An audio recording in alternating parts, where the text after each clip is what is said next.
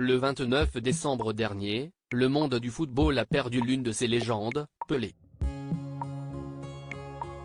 Quelques mois plus tard, c'est auprès de l'AFP que l'avocat de sa veuve a révélé le contenu de son testament.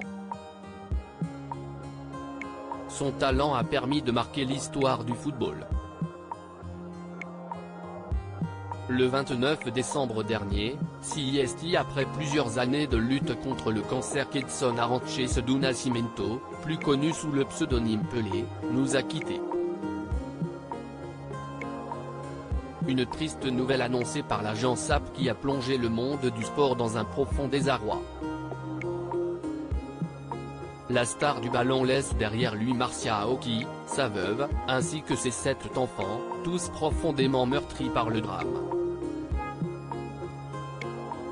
Mais très vite, la question de son héritage a commencé à se poser.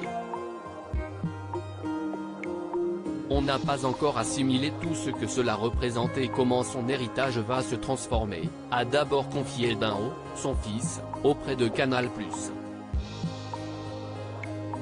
Il aura fallu un peu plus de 2 mois pour que chacun découvre ce qu'il adviendra de ses 105 millions d'euros de fortune, selon El Mundo. En effet, l'avocat de Marcia Aoki a révélé ce que contient une partie de son testament. Pelé lègue 30% de ses biens à sa veuve. D'après les informations du Figaro, la veuve de Pelé héritera de 30% de ses biens, conformément aux dernières volontés de la star. Parmi ces derniers figure la maison où tous les deux vivaient à Guarulhos, une station balnéaire de Sao Paulo, ainsi que d'autres biens immobiliers et une participation dans la marque Pelé.